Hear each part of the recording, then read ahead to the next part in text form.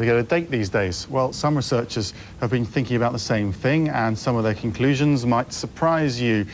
Nielsen Net Ratings did some research in the UK and found that the most popular way of finding a date now is through friends. A third of people would consider going online to find a date. And if you're trying to attract a potential date on the internet, the most important factor is how you look. To put this to the test, we asked some Londoners where they find dates. Weird places, just on the tube, weird places. You don't really often meet them in town or in clubs. They're not that nice there. Why are they laughing? Do you know anyone? The same places, out on the road or maybe clubbing, things like that. When you're out, like in the evening, when you're with a group of friends and you see another group and you say hello. I met my girlfriend in church, actually. That's always a good place. But no, you know, I generally don't go for sort of bars and clubs and things like that. Through friends, that's often a good way as well. So what is the secret of finding a date? With us is Alex Burmaster of Nielsen Net Ratings.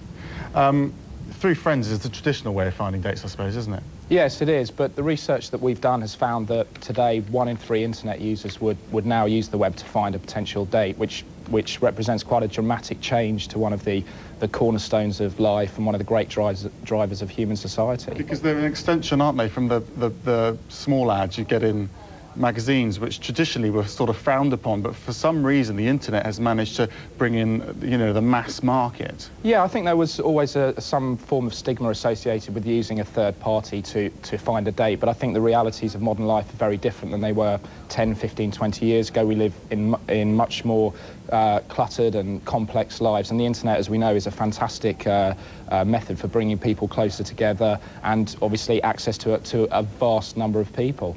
What does that say then about, I mean, you touched upon this, but what does it say about the people who, I guess, we're just not really willing to go out and put ourselves out on a limb if we go to a bar or a pub or a restaurant. If you see someone that you kind of feel attracted to, you won't necessarily go up to them. Meanwhile, on the internet, you're more likely to pick someone and ask them out.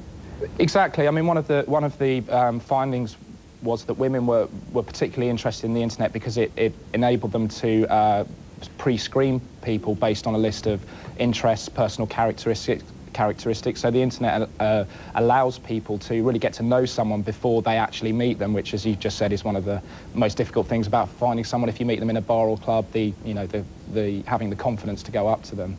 And you found that basically the men and women use the internet very differently, and I think isn't the idea that you well, basically you screen the people.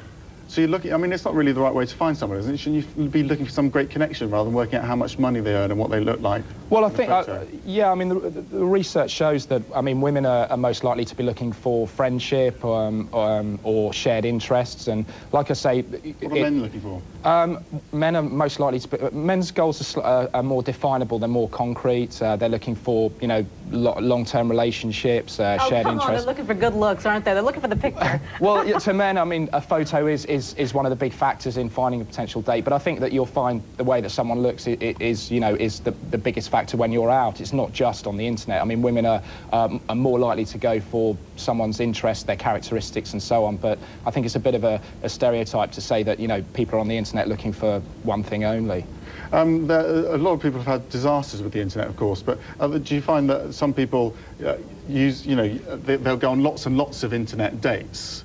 Or are there people that are just kind of dipping in and out of it, as it were? Well, I think, I mean, 3.5 million people visit dating sites every month, so it's a very ingrained part of modern life. And I think the fact that over 500,000 people are going back each month to, you know, 2 of the leading dating sites alone shows you that really the internet is quite a successful method for finding a potential date, whatever you might be looking for. And it's almost as if it's a way for you to just expand your social pool, if you will, your social circle, and just not necessarily just meet someone to date, but just someone to, you know, more friends and things like that, people with common goals. And so, are you finding that, you know, these internet dating companies are becoming more and more successful, and there are more of them now out there as opposed to the traditional ones? There's just a few, the big name ones, like, you know, Match.com or whatever you want to call it.